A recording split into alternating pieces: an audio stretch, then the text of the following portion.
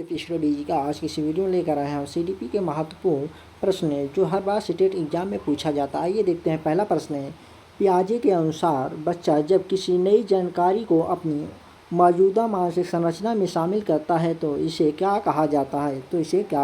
इसका right option हो जाएगा आत्मसतीकरण। इसका राइट ऑप्शन हो जाएगा बी। अगला प्रश्न है, पियाजे के अनुसार ठोस सक्रियात्मक अवस्था में बच्चा मुख्यतः किस प्रकार की सोच विकसित करता है? तार्किक चिंतन विकसित करता है। इसका राइट ऑप्शन हो जाएगा बी। अगला प्रश्न है, कोहलबर्ग के नैतिक विकास सिद्धांत में नैतिक निर्णय मुख्यतः किससे संबंधित है? नैतिक तर्क से। इसका राइट ऑप्शन हो जाएगा सी। अगला प्रश्न है, वाइगोस्की के अनुसार बच्चे के विकास में सबसे महत्वपूर्ण भूमिका किसकी होती है?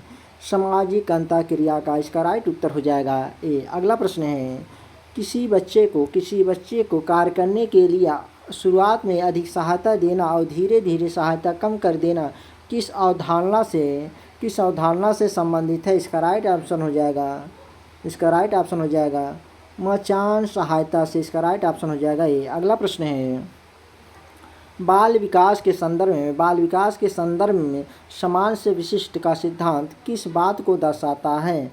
इसका राइट ऑप्शन हो जाएगा डी।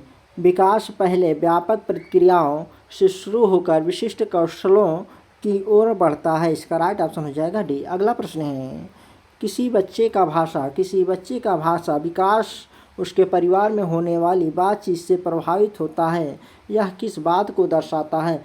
सामाजिक वातावरण की भूमिका को दर्शाता है। इसका राइट ऑप्शन हो जाएगा ये। अगला प्रश्न है, बच्चों में आत्म अवधारणा के विकास में शिक्षक का कौन सा व्यवहार सबसे सकारात्मक होगा? उनकी उपलब्धियों और प्रयासों को पहचानना। इसका राइट ऑप्शन हो जाएगा बी। अगला प्रश्न है, यदि बच्चा किसी कार्य को बार बार अलग अलग तरीकों से करने का प्रयास करता है तो यह किसका संकेत हो सकता है? इसका राइट ऑप्शन हो जाएगा जिज्ञासा और सक्रिय अधिगम का। अगला प्रश्न है, बच्चों के संज्ञानात्मक विकास को समझने के लिए शिक्षक को सबसे अधिक महत्व किसे देना चाहिए? बच्चे की सोचने की प्रक्रिया को देना चाहिए सबसे अधिक महत्व। इसका राइट ऑप्शन हो जाएगा बी। अगला प्रश्न है, समावेशी शिक्षा में पाठ्यक्रम को लचीला बनाने का मुख्य उद्देश्य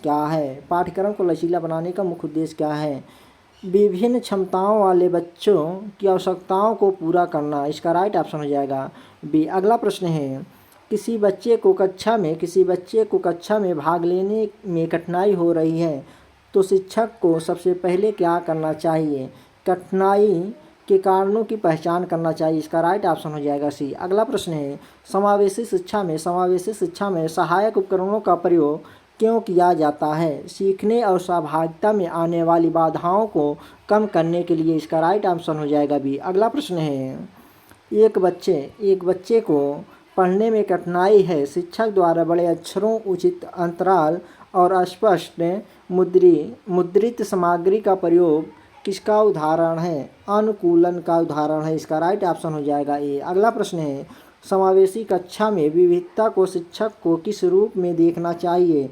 सीखने के संसाधन के रूप में। इसका राइट ऑप्शन हो जाएगा बी। अगला प्रश्न है, यदि किसी बच्चे की शैक्षिक आवश्यकता सामान्य बच्चों से अलग है तो शिक्षक को क्या करना चाहिए? उपयुक्त शिक्षण रणनीति अपनानी चाहिए। इसका राइट ऑप्शन हो जाएगा डी। उसे पढ़ाना बंद कर देना चाहिए, उसे अलग विद्यालय भेजना चाहिए, केवल गृह देना चाहिए। इसका राइट ऑप्शन हो जाएगा डी। अगला प्रश्न है, समावेशी शिक्षा में अभिभावकों को भागीदारी क्यों महत्वपूर्ण है? इसका राइट ऑप्शन हो जाएगा बच्चे की आवश्यकताओं और प्रगति को बेहतर समझने के लिए। अगला प्रश्न है, यदि कक्षा में कोई बच्चा बार बार सामाजिक गतिविधियों से दूर रहता है तो शिक्षक को क्या करना चाहिए? सहयोगात्मक गतिविधियों में धीरे धीरे शामिल करना चाहिए। इसका राइट ऑप्शन हो जाएगा बी। अगला प्रश्न है, समावेशी शिक्षा में सहायक तकनीक का सबसे उपयुक्त उद्देश्य क्या है? बच्चे की कार्य क्षमता और सहभागिता को बढ़ाना। इसका राइट ऑप्शन हो जाएगा सी। अगला प्रश्न है, विशेष आवश्यकता वाले बच्चे की प्रगति का मूल्यांकन करते समय शिक्षक को क्या करना चाहिए? बच्चे की व्यक्तिगत प्रगति पर भी ध्यान देना चाहिए। इसका राइट ऑप्शन हो जाएगा डी। अगला प्रश्न है, एक शिक्षक विद्यार्थियों को किसी समस्या का समाधान खोजने से पहले अनुमान लगाने के लिए कहता है, यह किस कौशल को बढ़ावा देता है? परिकल्पना निर्माण को। इसका राइट ऑप्शन हो जाएगा ए। अगला प्रश्न है, यदि शिक्षक किसी विषय को वास्तविक जीवन की परिस्थितियों से जोड़कर पढ़ाता है तो इससे क्या लाभ होता है? सीखना अधिक अर्थपूर्ण बनाता है। इसका राइट ऑप्शन हो जाएगा बी। अगला प्रश्न है, कक्षा में विद्यार्थियों को अपनी सीखने की प्रक्रिया पर स्वयं विचार करने के लिए कहना किससे संबंधित है? आत्मचिंतन से। इसका राइट ऑप्शन हो जाएगा ए। अगला प्रश्न है, शिक्षक द्वारा विद्यार्थियों से यह पूछना कि तुम्हें इस उत्तर तक पहुंचने के लिए कौन कौन सा तरीका अपनाया, किसका आकलन करता है? यह किसका आकलन करता है? इसका राइट ऑप्शन हो जाएगा सीखने की प्रक्रिया को। इसका राइट ऑप्शन हो जाएगा सी। अगला प्रश्न है, यदि विद्यार्थी किसी अवधारणा को अपने शब्दों में समझाता है तो यह किसका संकेत है? अर्थपूर्ण समझ का। इसका राइट ऑप्शन हो जाएगा ये। अगला प्रश्न है, कक्षा में चर्चा आधारित शिक्षण का प्रमुख लाभ क्या है? विचारों के आदान प्रदान और तर्क क्षमता को बढ़ाना। इसका राइट ऑप्शन हो जाएगा बी। अगला प्रश्न है, एक शिक्षक विद्यार्थियों को अपने उत्तर के पक्ष में कारण देने के लिए कहता है, इससे मुख्यतः कौन सी क्षमता विकसित होती है?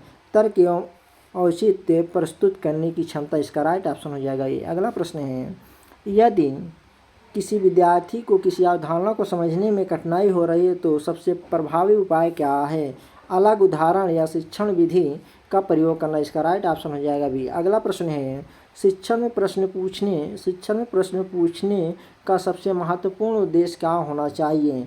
सोचने और समझने की प्रक्रिया को सक्रिय करना। इसका राइट ऑप्शन हो जाएगा बी। अगला प्रश्न है और लास्ट प्रश्न है, एक शिक्षक विद्यार्थियों को स्वयं अपनी गलतियों की पहचान करके उन्हें सुधारने का अवसर देता है, यह किस दृष्टिकोण को दर्शाता है?